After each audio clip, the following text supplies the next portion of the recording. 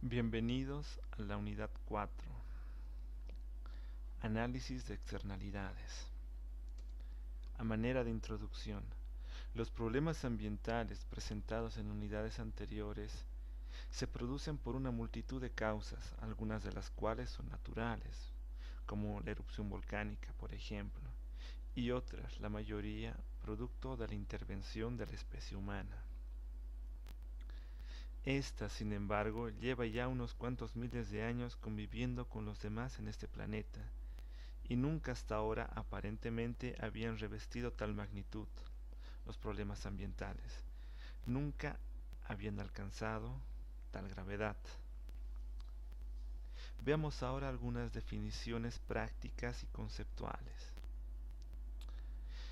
Por ejemplo, cuando un empresario productor de aceite de oliva contrata a un trabajador para que le ayude en la recogida de la aceituna, tiene que pagarle un salario que refleja el costo que para el resto de la sociedad supone que él utilice ese factor de producción. La producción marginal del trabajador contratado, lo que hubiera contribuido en producir otra cosa en otro lugar o lo que valdría el ocio de ese trabajador. De esta forma tendrá buen cuidado en no utilizar más cantidad de mano de obra de la estrictamente necesaria, ya que cualquier error al respecto será este empresario el que pague por demás. Cuando este mismo empresario, entre comillas, contrata al río que pasa por sus proximidades de su predio para que se lleve los residuos de la cosecha de las aceitunas, los vertidos que él no quiere, no pagará por ello, a pesar del perjuicio que causa a los demás actores sociales. Utiliza libremente los servicios de un recurso ambiental, degradándolo, de tal forma que se reduce el disfrute de que otras personas hubieran podido obtener del mismo sin pagar por ello. En la terminología del análisis económico, cuando esto ocurre, se dice que el empresario que vierte sus residuos al cauce está generando una externalidad, en este caso negativa, al resto de los usuarios del río. Las externalidades aparecen cuando el comportamiento de un agente, cualquiera, sea consumidor o empresa, afecta el bienestar de otro, ya sea su función de producción o su función de producción de utilidades, sin que este último haya elegido esta modificación y sin que exista un precio, una contraparte monetaria que lo compense. Como es natural, las externalidades pueden ser tanto positivas cuando éstas generan favores, es decir, funciones adicionales que satisfacen a los otros agentes económicos, o pueden ser externalidades negativas si estos efectos son negativos para dichos agentes. Una externalidad positiva, en el caso de la ciudad, una casa con un jardín muy bien arreglado y del que los demás vecinos disfruten al ver, se convierte en un efecto hedónico favorable. Una externalidad negativa, por ejemplo en el caso productivo, la llegada de fumigación a través del viento a un cultivo de base agroecológica certificada. Imaginemos el caso de un predio que produce de manera ecológica y por lo tanto no requiere y no permite que haya fumigaciones, que haya utilización de insumos químicos. Entonces, si en el predio de al lado fumigan y el viento lleva estos químicos a la producción agroecológica, se está generando una externalidad negativa, ya que al ser orgánicos entonces no deberían contener estos residuos y por lo tanto baja su calidad de aceptación. En este caso sería una externalidad negativa. Pero veamos el caso, si fueran por ejemplo dos parcelas de plátano,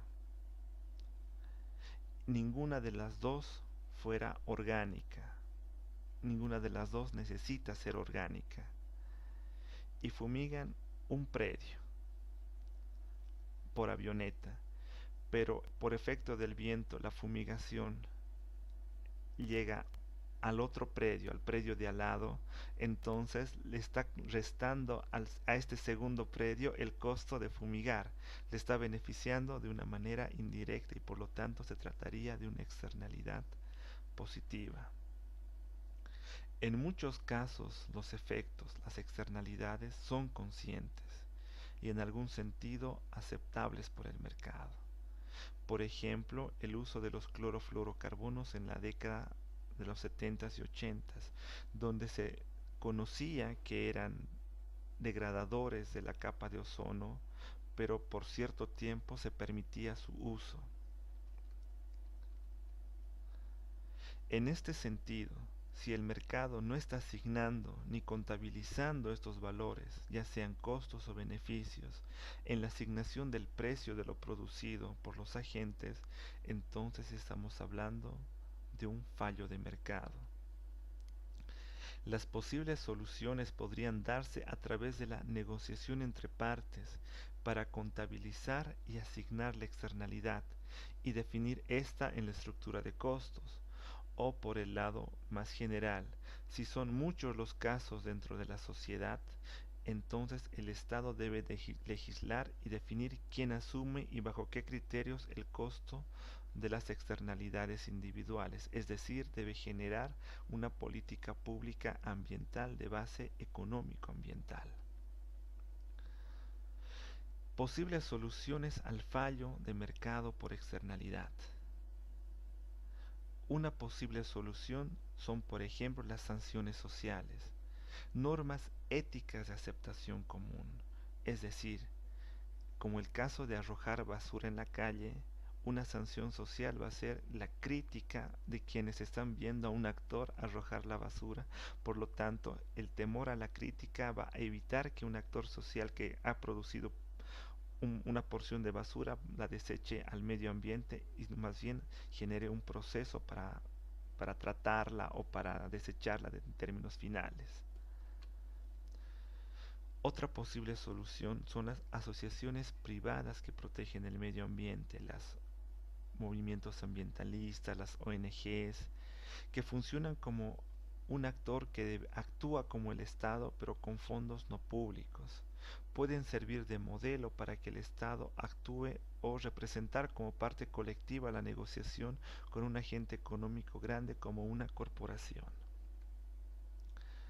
Otra posible solución, aunque es más general, es la internalización de la externalidad, es decir, generar herramientas de análisis de economía ambiental para contabilizar, registrar y asumir los costos de las externalidades dentro de las contabilidades de los agentes involucrados, sin la intervención del Estado.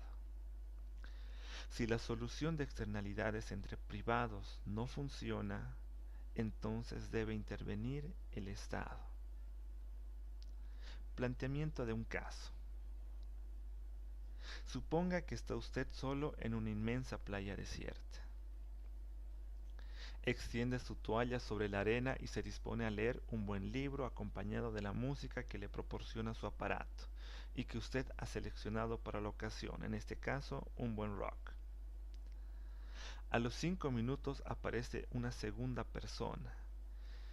También extiende su toalla a 2 metros de donde está usted y porque tiene todo el derecho del mundo para hacerlo, los mismos derechos que los que tiene usted, pero le pide que apague la música ya que ésta le molesta.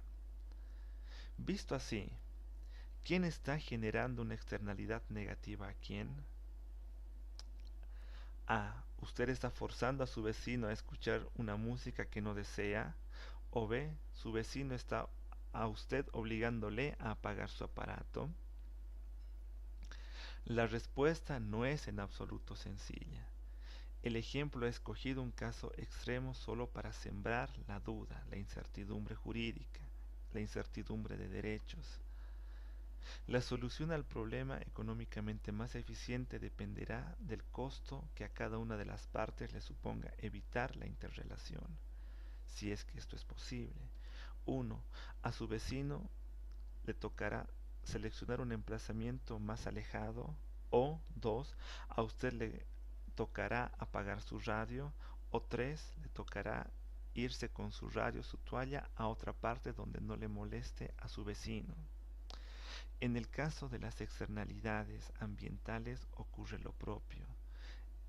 Es difícil asignar a quién realmente se está generando el perjuicio y quién tiene el derecho de utilizar o disfrutar de los bienes ambientales.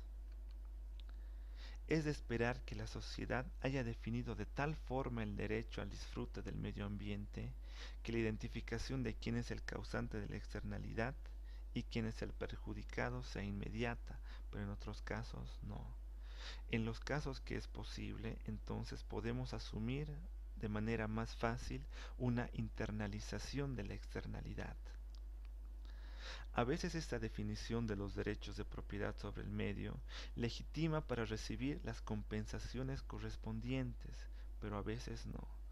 En el caso de legitimarlas, podemos asumir una proposición económica definida por el teorema de Gauss. El teorema de Gauss señala que si los derechos de propiedad están bien definidos y los costos de transacción son cero, la negociación entre las partes nos llevará a un punto óptimo de asignación en el mercado. Los derechos de propiedad indican quién es el dueño de qué o tiene permiso para hacerlos. De acuerdo al teorema de Gauss, cuando las partes pueden negociar libremente, sin mayores costos, no importa realmente cuál parte tenga inicialmente el derecho, puesto que al final éste quedará en manos de quien más lo valore. El resultado final de la negociación nos llevará a una óptima asignación de los recursos.